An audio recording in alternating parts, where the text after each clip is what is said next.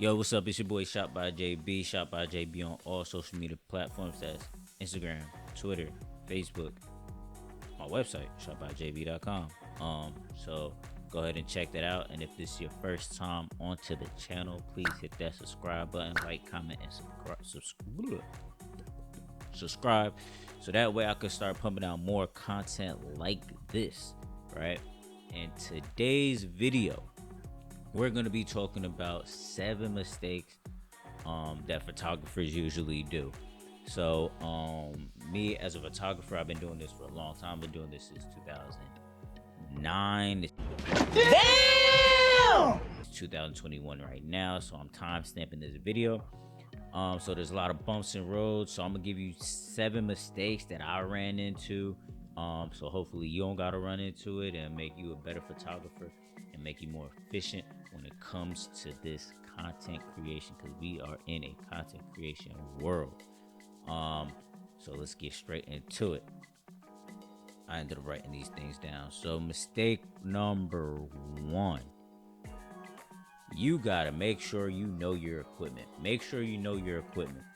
That means your lens, know how the ISO works, how the exposure works, how the low light is, know your camera, know how fast it's gonna take, know your lighting equipment, know how much wattage it is, how much, what's gonna work where, and when you're gonna use what. Like, things like these are super duper important, because the last thing you want to do is show up to a client in a shoot and try to figure it out on the spot. So like, in knowing your equipment, the best thing to do is just practice. Whether it's on live people, whether it's on animals, whether it's on your family members, whether it's products, like, just practice your equipment, because those little practices will help you when it comes down to like doing some paid work.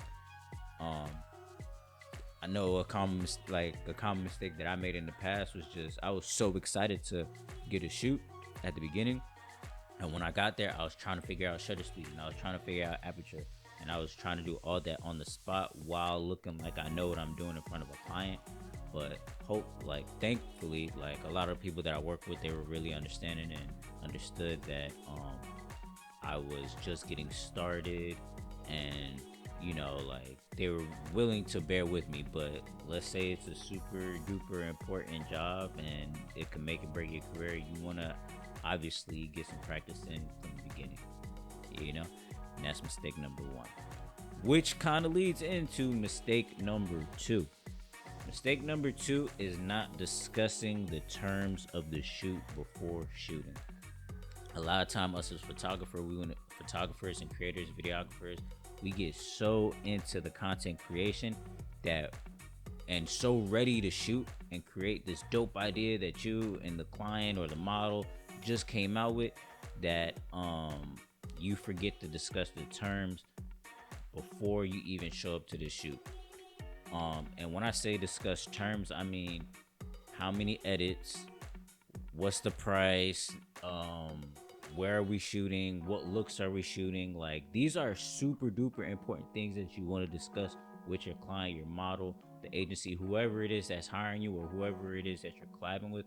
You want to make sure that you discuss these things off rip, because next thing you know, once it's all said and done, here comes miscommunication. Here comes when the miscommunication is apparent, because now the client is expecting 30 edits and you may not have the capacity to do 30 edits, or the client might think it's a free shoot but you want to get paid, or like, that's why discussing the terms of the shoot is super important. I know there's like some type of meme or story going out about a photographer who agreed to do a wedding for $200 and got upset when he wasn't getting a plate of food, or he wasn't allowed to eat, or whatever the case may be. But had you discussed all the terms of what you want, what your expectation is, what the client's expectation is, what you're able to do, what you're not able to do, like, set the tone, and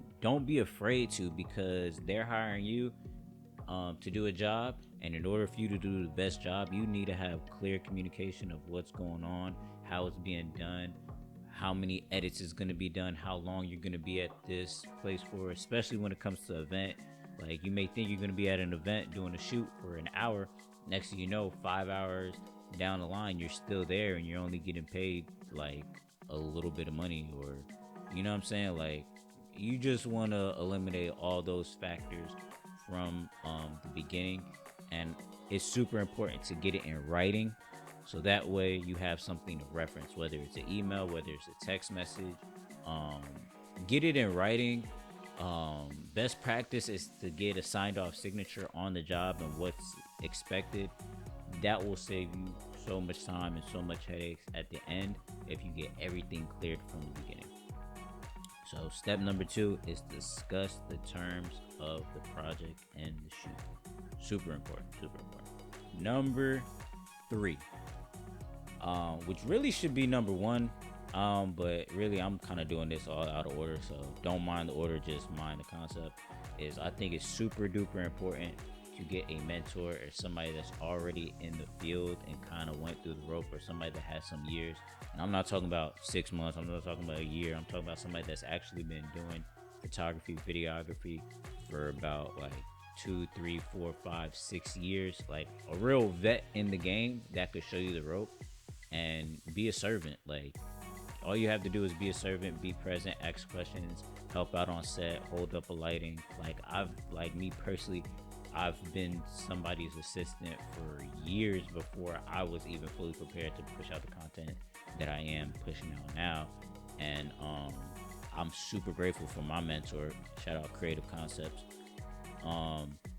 He kind of showed me the rope, the do's and don'ts, how to communicate with models, how to book clients.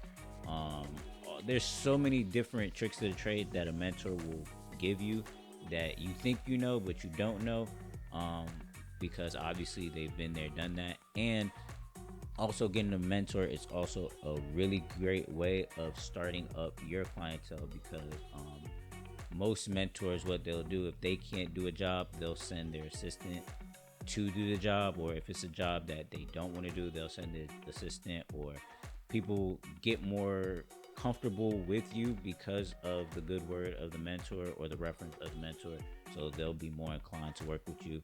I'm not saying steal your mentor's clients, but it's a way to transition and branch off into your own thing with a mentor.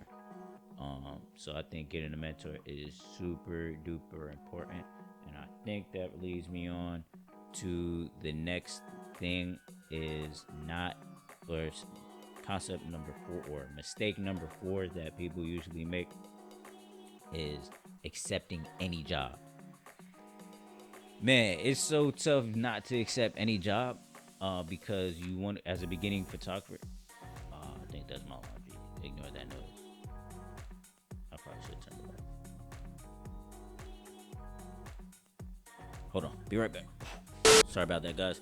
But like I was saying, do not accept just any job. Certain jobs aren't supposed, like, if it isn't in your niche, if it is something that you're comfortable shooting, if it's something that you don't want to shoot, then you do not have to shoot it.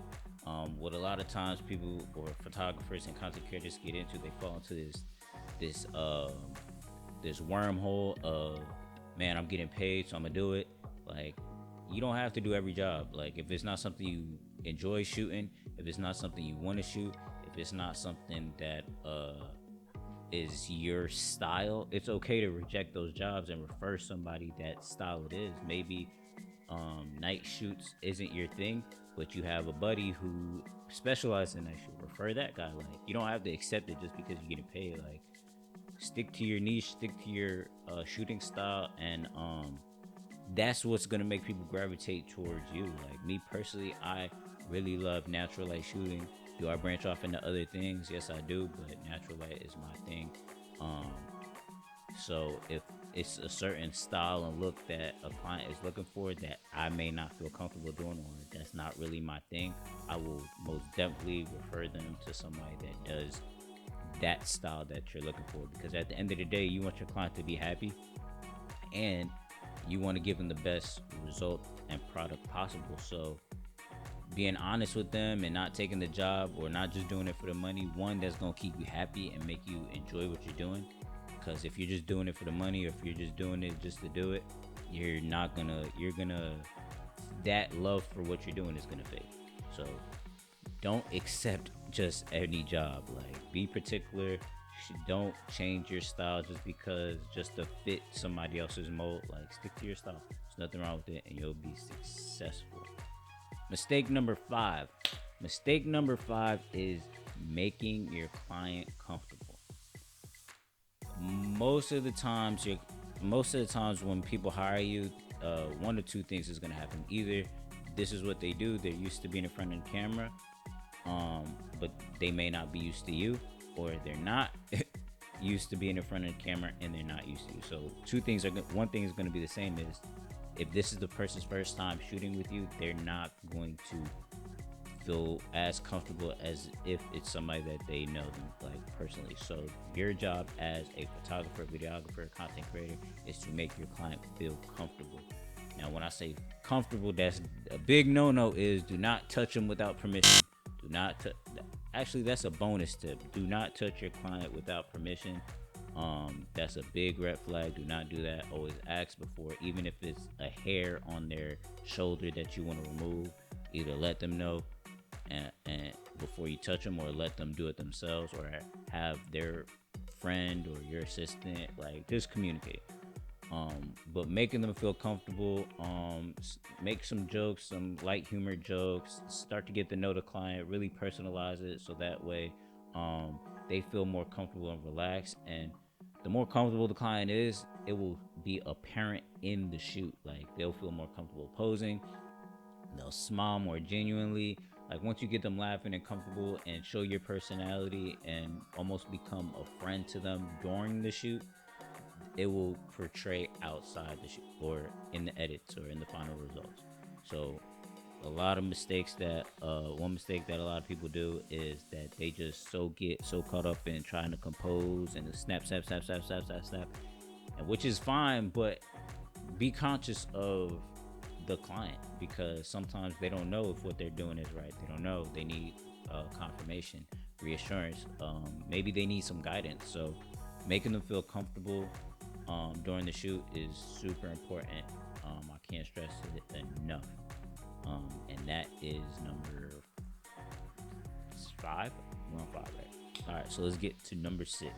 Next mistake that most beginner photographers really make is, and this has happened to me a lot of times, is not charging your batteries and your equipment the night before, and not formatting your SD cards or memory cards the night before. This is super important, because the last thing you want to do is think everything is charged, and you show up to the shoot and you have no battery. How are you gonna shoot if you have no battery charged up for your camera? Then another thing is transferring your memory, transferring your edits to another memory card, and formatting the memory inside your camera, because the last thing you want to do is be showing a client and previewing your shoot, and then you mistakenly show a previous shoot that you have done, which may be confidential. Well, it should be confidential. Like, you shouldn't be showing anybody else's work. But last thing you want to do is start previewing your current shoot and have images from your last shoot. That could cause a lot of insecurities. It could cause, like, you just don't want to deal with that. That's just a big no-no. So transfer your images to another hard drive once you're done with the shoot, and make sure you charge and you format the night before, and double check, because obviously your shoots are planned. Nothing is last minute. I mean, they can, even if it is last minute, just make sure your things are charged and or charged enough for you to get the job done, because you never know when it's gonna happen. But also, when you do know it's gonna happen, you want to be prepared in the morning and professional, because next thing you want to do is just, well, my battery isn't charged, my memory is down, I'm gonna just start taking pictures off my iPhone. That's a big no. Or my Samsung. But yeah, I think those are some mistakes that I feel will help any photographer starting off, or even professional people that have been doing it for a long time. These are some mistakes that people that have been doing photography, videography, content creation for a long time still make. Like, and these are just some reminders. I hope this video was helpful for somebody out there. I know somebody's sitting here there watching this and paused it and was like, hey, I gotta go charge my battery real quick. So if that was you, hit the like button. And if this video was helpful, hit the like button, comment, subscribe, and I'll keep pumping out these videos for you guys. All right, peace.